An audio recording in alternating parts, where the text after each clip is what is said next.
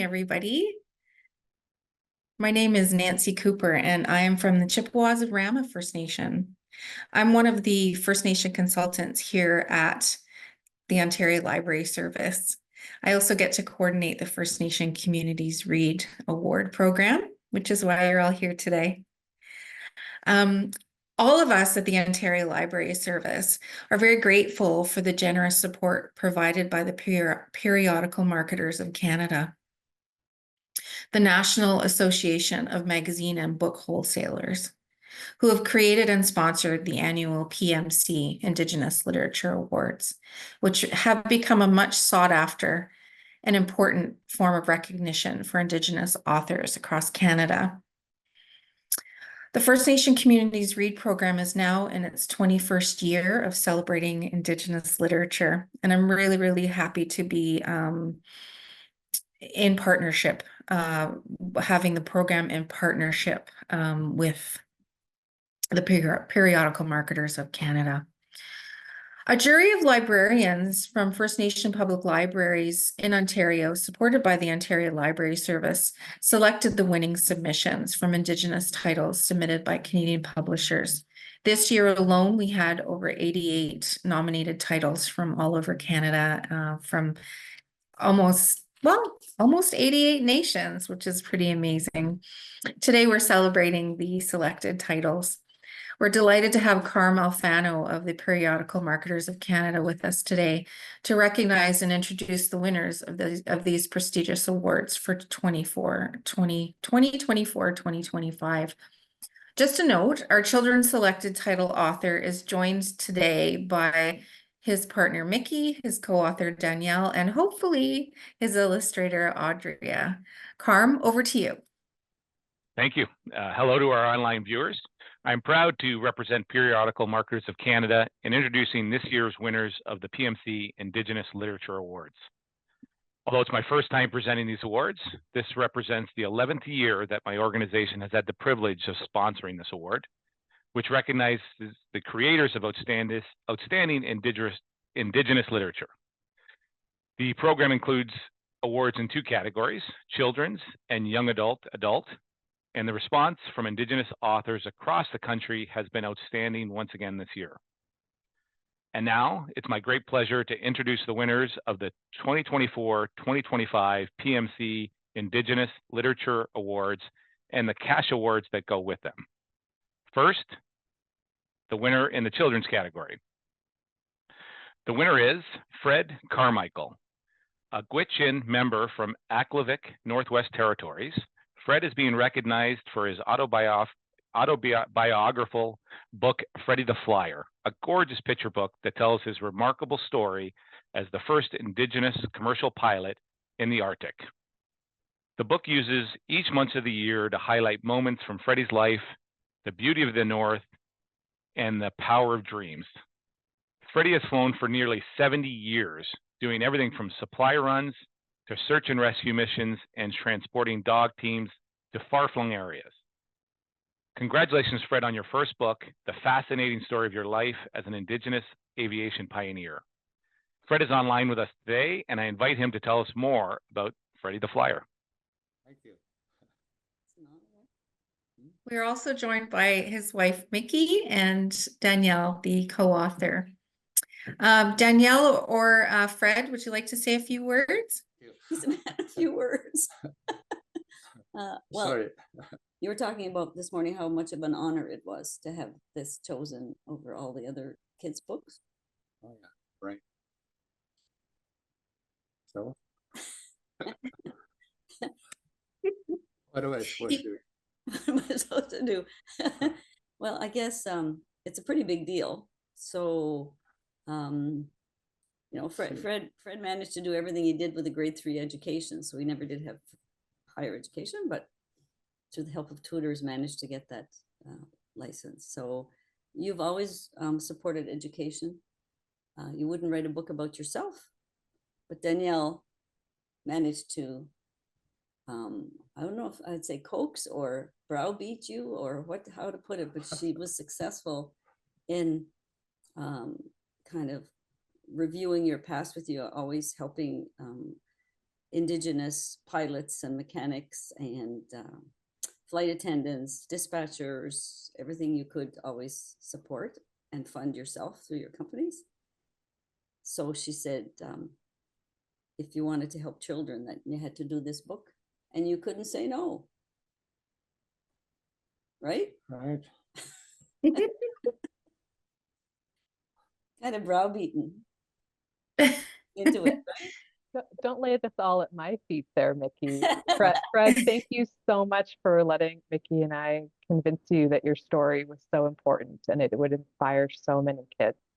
And this is proof. It's such a huge honor. And hi, everybody. I would just like to say what an honor it is to receive this award for this book that a team of people we put together. And I would like to say why it's important to me is I feel that receiving this award just underscores how far everyone has come so far, and that under this award, this book will be reaching many Indigenous people across Canada, the Gwich'in and the Inuvialuit, and their stories will be told and shared. And I think that's really important, and it's just such a nice honor. Thank you so much. Thank you. I'm going to show one of her illustrations just for the audience to see before they go out and get their own copy of Freddie the Flyer. But you can see how beautifully she conveys his life and his planes. One of the things that we have every year is our jury meeting, and the jurors are made up of First Nation public librarians. We're the only award that does that type of thing for Indigenous literature, and they're looking at really important specific things when they're looking at choosing a selected title. And they loved the way that knowledge was conveyed in a good way. They loved the illustrations, obviously. And they also really, really love the fact that you go month by month and talk about different parts of your life. From the very first time you got to go and see that plane to all the way through your career, the wild and wonderful adventures you got into. For example, the having to take the dog teams in and out of the bush and how stinky they were. And the time that you helped when a lady was giving birth by cranking up the heat so she'd be okay with her baby. The librarians really, really loved that. The other thing that they loved was the language and the meanings of each of the months in Gwich'in and Inuvialuit, I believe. So yeah, thank you. Congratulations on such a beautiful, beautiful book. Each of the selected title authors will have a library set of books going to each of the First Nation public libraries in Ontario. So kids all over Ontario will be able to see your book. Wow. Congratulations. Thank you. Harm? Perfect. Thank you, and congratulations again, Fred. Thank you so much. Oh, there's your book right in his office. Look. Yeah, see? Yeah, got it up there. All right, and now turning to the young adult category. Our winner this year is Alicia Elliott. Alicia, a Tuscarora writer from Six Nations of the Grand River, is recognized for her best-selling novel, And Then She Fell. It's a gripping story about Native life, motherhood, and mental health that follows Alice, a young Mohawk woman who discovers the picture-perfect life she always hoped, for many, may have horrifying consequences. Told in Alice's dark, funny voice, the book is an urgent and an unflinching look at an inherited trauma, womanhood, denial, and false allyship, which leads to an unpredictable and surreal climax. Congratulations to Alicia, who is online with us today. Alicia, please share with us the background of this dramatic novel, which has already been recognized as an Indigenous Voices Award winner and as Best Book of the Year by Globe and Mail and CBC. Thank you so much. I'm so honored to be here. I'm so honored to have my book chosen as especially by Indigenous librarians. I know that when I was living on Six Nations, the Six Nations Public Library is fairly small, but the librarians were always so helpful. And, we didn't have a lot going on in my house. So, we would always be super excited to go to the library. And the librarians were always so supportive, so helpful. And I remember being so excited and I guess surprised in some ways, because we used to go to the Caledonia Library also, which was off reserve, but being on Six Nations and seeing all of these Indigenous books and that are written by Indigenous people and histories and all of this stuff, making it so clear that, like, our stories mattered, our culture mattered, our history mattered, our languages mattered. And so anyways, this is something that is especially meaningful for me.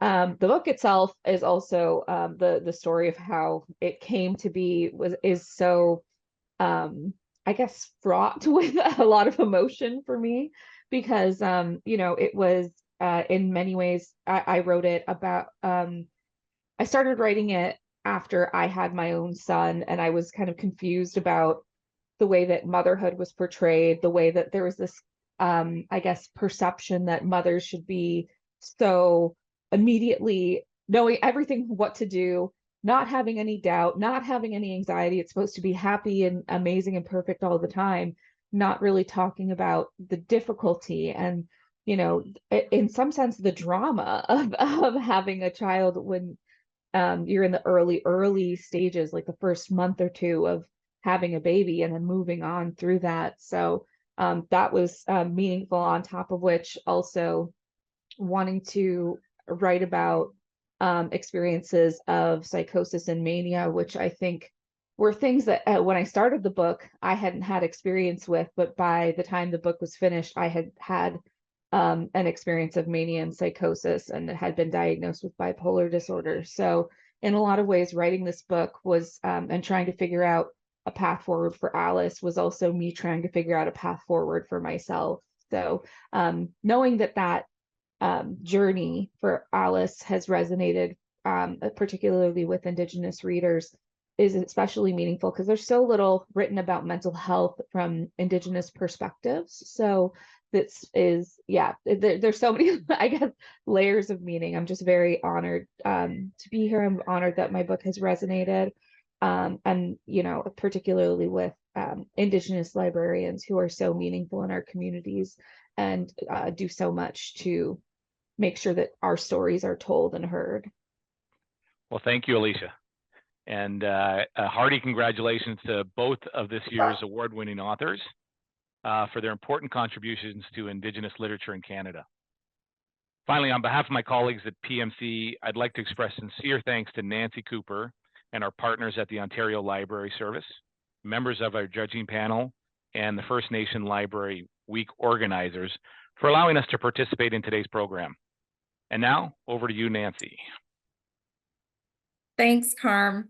It's been lovely to work with you this year. I hope that our paths cross again. I want to thank Fred, Mickey, Danielle, and Alicia for your writing and so graciously sharing your voices with us. Congratulations to you all. And again, thanks to Carm for hosting this morning. I want to send a special thank you to my trusty partner, Barry Francis, who's been at my side this whole time, providing support from the PMC end. The PMC have been so very gracious throughout the the years and are, I believe, doing great reconciliation work by supporting this award and committing to the cash prize of $5,000 for each of the selected title authors.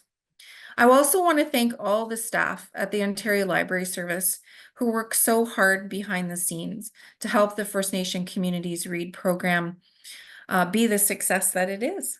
So a giant chimigwech, a big thank you to all of my colleagues.